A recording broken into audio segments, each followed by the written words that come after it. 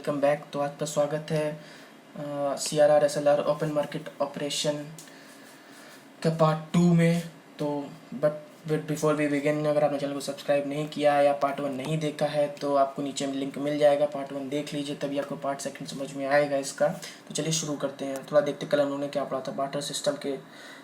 तो कल हम लोगों ने पढ़ा था बार्टर सिस्टम के बारे में, क्यों हटा, ये क्या खामियां थी इसमें। फिर ये इवोल्यूशन देखा था हम लोग ने, paper currency, fiat currency, card और ये बिटकॉइन वगैरह इसके बारे में। फिर फाइनेंशियल इंटरमीडियरीज क्या होते हैं, circular flow of income basically कल पढ़ा था हम लोग ने क्या होता है।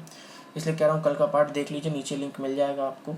फिर सप्लाई डिमांड देखा था हम लोग ने कि सप्लाई कम है, डिमांड ज़्यादा है, इन्फ्लेशन होगा। उसी से फाइट करने के टूल देखे थे CRR SLR।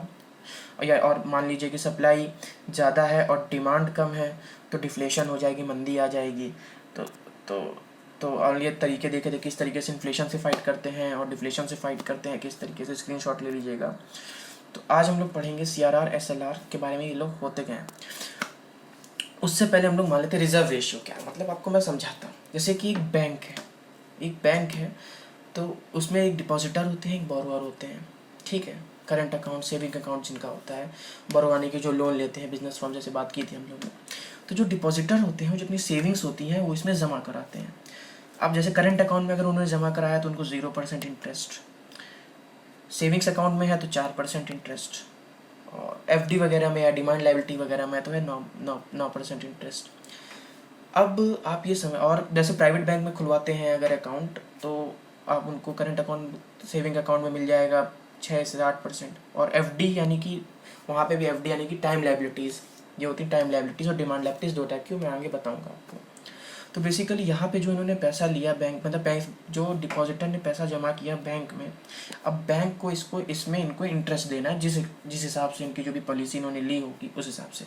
तो अब बैंक के पास जो पैसा आया वो लेंड कर देता है। भाई बैंक भी तो अपना देखेगा, वो बोरोवर्स को लेंड कर देता है, लोन दे देता है। अब जैसे इनको यहाँ पे मान लीजिए अगर 10% इंटरेस्ट देना है तो यहाँ से ये 18 लेंगे, 10 इनको दे के 8 अपने डालेंगे। इस तरीके से पूरा चलता है सिस्टम कि जब वो पैसा लेंड करते हैं तभी इनकी कमाई होती है। तो यही है, मतलब कि एक डिपॉजिटर से पैसे लिए है ना, और फिर उसको लेंड कर दिया ज़्यादा इंटरेस्ट पे, और जब जो इंटरेस्ट आया तो तय इंटरेस्ट पे डिपॉजिटर को वापस करके जो बचा हुआ था जो प्रॉफिट वाला उसको अपने पास रख लिया। तो इस तरीके से बैंक का काम होता है कुछ। तो ये होगा। अब मान लीजिए कि जैसे कि आप मान लीजिए, तो इसी के लिए अब जैसे आप मान लीजिए 100 करोड़ आया, तभी 100 के 100 करोड़ नहीं रख सकते हैं आप, इनको लेंड नहीं कर सकते।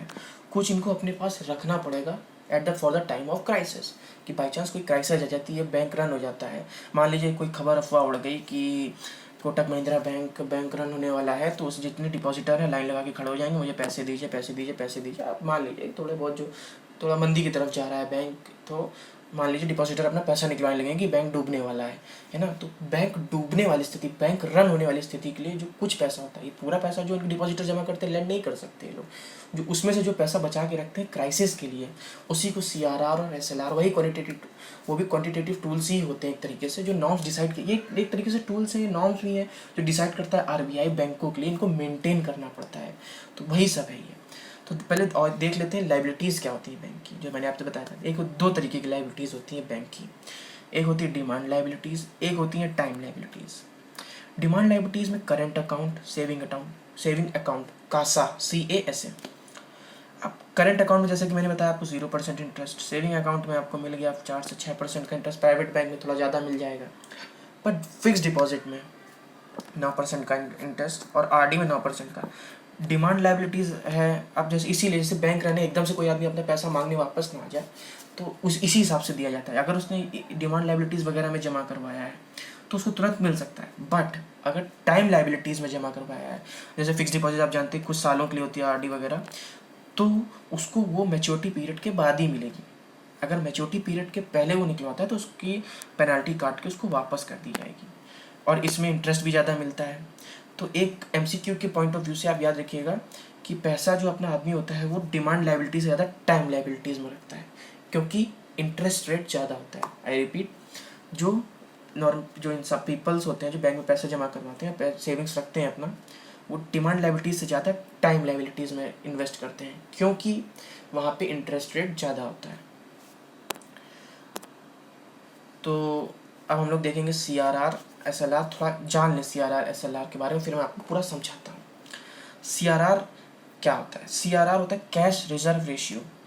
ये बैंक को जब अपने पास रिजर्व के तौर पे रखने होते हैं, है ना, कि at the time of crisis इसका इस्तेमाल आपको करना होता है। कैश रिजर्व रेशियो तय करता है, जैसे 4%, 5%, इस तरीके से RBI तय करता है, वो रखना पड़ता है। तो जो CRR होता है उसको किसी को आप लेंड नहीं कर सकते।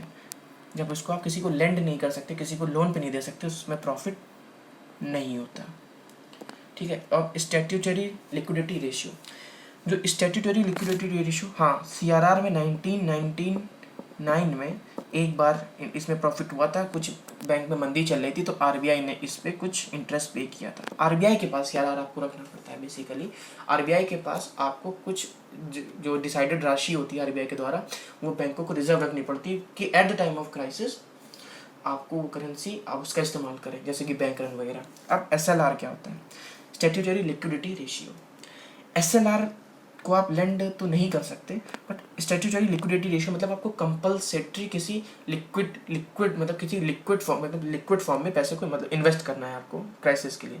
अब मोस्ट लिक्विड क्या होता है? जैसे आप गोल्ड में कर सकते हैं। सबसे ज़्यादा लिक्विड होता है कैश, तरलता। लिक्विडिटी यानी कि तरलता, मतलब जो सबसे ज़्यादा इजी फ्लो चलता है। आप देखते हैं ना, पैसे ज़्यादा मतलब लिक्विडिटी होती है मार्केट में, पैसा सबसे ज़्यादा लिक्विड होता है। गोल्ड क्यों? आपने गोल्ड खरीदा, गोल्ड के दाम बढ़ गए, आपने गोल्ड बेच दिया इसमें, तो वो भी लिक्विड, वो भी एक तरीके से बहुत ज़्यादा उसकी भी लिक्विडिटी होती है। फिर गवर्नमेंट सिक्योरिटीज़ या GSEC मान लीजिए आप, या RBI अप्रूव्ड सिक्योरिटीज़, ठीक है, सिक्योरिटीज़ भी है, दाम बढ़ा, शेयर मार्केट, म्यूचुअल फंड्स, इस तरीके से पैसे होते हैं, इनके दाम बढ़े, आपको प्रॉफिट हुआ। तो ये हो गया आपका SLR। इसमें इन्वेस्ट कर सकते हैं और इसमें प्रॉफिट तो होगा, हाँ। जैसे आपने गोल्ड खरीद के रखा है, आपने 30,000 रुपये तोले में खरीदा था, उसका अगले दिन आप देखते हैं 32,000 तोला था, आपको फ़ायदा हो गया। तो इस तरीके से जो RBI अप्रूव्ड सिक्योरिटीज़ हैं, और गवर्नमेंट सिक्योरिटीज़ भी इन्वेस्ट कर सकते हैं, क्योंकि आपको उसमें 8% का इंटरेस्ट तो देगी गवर्नमेंट। जैसे गवर्नमेंट जो डिसाइड करती है, गवर्नमेंट की गारंटी होती है, तो इसमें आपको इन्वेस्ट करना होता है SLR। तो SLR में प्रॉफिट होता है। तो आपको इतना याद रखना है इसमें कि CRR को आप लेंड नहीं कर सकते और इसका कोई प्रॉफिट नहीं हो सकता, ये सिर्फ क्राइसिस के लिए है। SLR में आपको लिक्विड एसेट पे आपको इन्वेस्ट करना होता है, जैसे कि कैश, सबसे ज़्यादा लिक्विड एसेट है कैश, उसके बाद आता है आपका गोल्ड, उसके बाद आता है RBI अप्रूव्ड सिक्योरिटी मतलब म्यूचुअल फंड, शेयर, ये वो। तो आई होप आपको समझ में आ गया होगा। अगर आपको समझ में नहीं आया तो नीचे आप कमेंट कर दीजिएगा। तब तक के लिए थैंक यू, बाय।